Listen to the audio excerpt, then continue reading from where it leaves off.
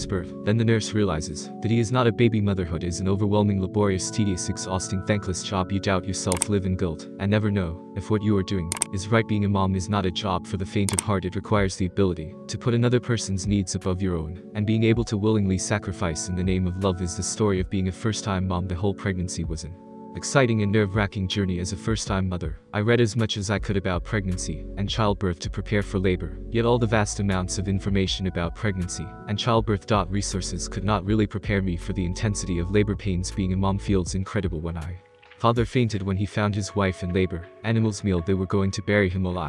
But what the bear did was amazing. Animals meal, the she-wolf came to this man crying. Then he realized she was in trouble. Animals meal, this surgeon didn't realize there was a camera, is what he did. Animals meal by Project Agora. Becoming a mother was like finding a part of myself I never knew I was missing. I had never experienced the kind of love I feel with my children, and it was instant. It was intensely overwhelming and really filled me with joy to tears. No matter how hard a day I have or don't have, how stressed and overwhelmed I can feel because of my children, you can make it disappear in an instant. One sweet smile, loving hug or kiss. Being a mother means inexplicable emotions in the world. This is a unique time in a mother's life. Being a mother is the most rewarding and challenging experience. You learn to sleep with one eye open, and always worrying to constantly feel guilty about something, and a heart filled with love. From a free independent wife to a responsible wife. And a caring mother. My first pregnancy in 2008 was nothing like mine. I was expected to be young and uneducated, which I thought made it difficult, and I had many complications. I had several early contractions due to dehydration, and I had to have intravenous injections during the 3rd trimester.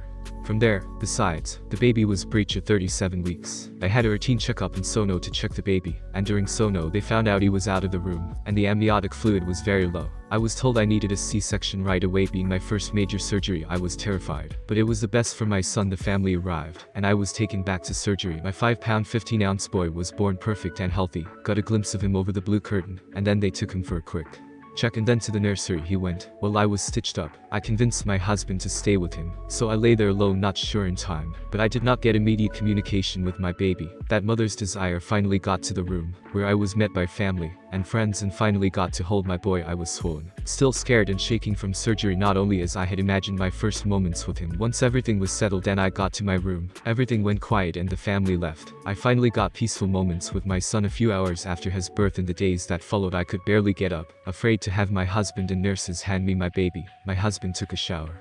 I undressed. I was terrified to wear pants, glad I had summer dresses. I was so scared to move, and I knew I had a long way to go. It was very injured. Once at home I should have had a lot more help than I had planned. I slept sitting up for months, walked hunched over for longer than I should have, just generally didn't handle it well. However, my baby was here, and he was safe. That's what mattered. Of course, for him I would have done it all. I felt overwhelming love from the first cry before I even saw her.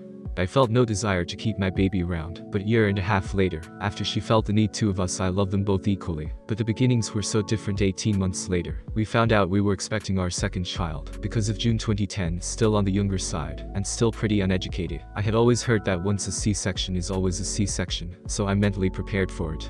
Moving to my husband's hometown late in pregnancy, so around 28 weeks, I scoured for a doctor who could take me new in the area, and tended to go on prenatal care. I chose the first doctor who took my insurance and term drive. Young. Looking up some stuff online, I came across some information back, not looking much into it. Instead, I went to my doctor about it, and thinking I would get better information and see what he thought, he immediately shut me down and said it was not a safe option. So I took his word that he was a doctor after all. Knowing what I know now, I regret not looking into it anymore, but I trusted him and got my mind back on delivering our second boy via C-section. The pregnancy went well. I had to have fluids again this pregnancy. Apparently I was terrible at staying hydrated. Then at 38 weeks I lost my mucus plug and started contracting. I called myself and they sent me to labor and delivery, where my doctor pumped fluids and tried to stop me labor. Looking back, I think it was almost midnight, and not a good time to section. One was never told if I was dilated. I was given horrible pain meds for contractions that made me feel scary, and once he saw the labor progressing, I was prepped for a C-section and taken back for surgery. The baby was born fine and healthy, 5 pounds 14 ounces, just looked like his brother. I was given a look at the blue curtain, and again he was taken back to Chuck. I sent daddy with him, and again he was left to be stitched up, and then sent to the recovery room myself. Meanwhile, 3 family members were holding my baby. Before I even got to that, still didn't get that immediate mother connection. Don't want to skin until a few hours later. The recovery up was much better this time. I was there, did that attitude, and was up walking 10 hours after surgery, still very painful, and slowed down.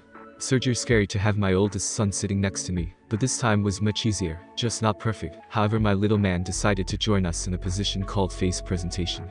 Actually just my luck. To get to that point too, well, we are not quite sure how he came to be in that position. My doctor suspects it had something to do with my pelvic size or the fact that my uterine wall was weakened, allowing him to move more freely. The face presentation was diagnosed in the first stage of labor, after I had been in labor for about 30 hours. Extended to 8, the nurse came to do a vaginal exam to check the test, and said her finger went into the opening. She was not exactly sure that was what my doctor was calling it. During the look he confirmed that it was indeed a face presentation. Fortunately the preceptor is anterior in over 60% of face presentations, and more likely to deliver vaginally than other types of face presentations, with an overall success rate of 60 to 70%, so my doctor was still confident that I could deliver vaginally.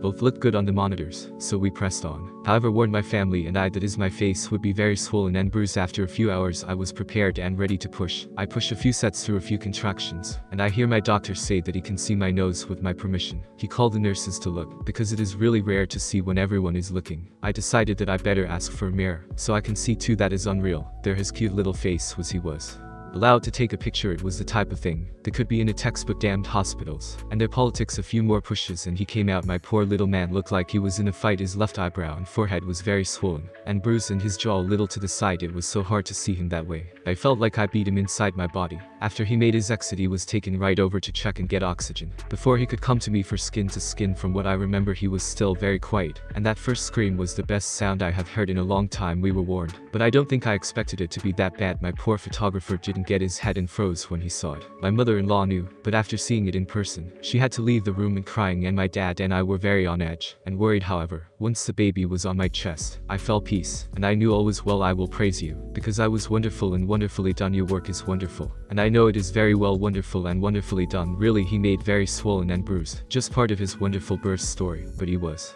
made for this, come out and made to recover it. He recovered very quickly. Watching his transformation over the next couple of days amazed me. Man, is God good, or what? I thank God every day that things happened as well as they did. Things could have been way worse. I'm very thankful my doctor knew how to handle it, and handle it so well. We had the same situation with our face first baby with no harm to him or me. Pediatrician says he's perfect.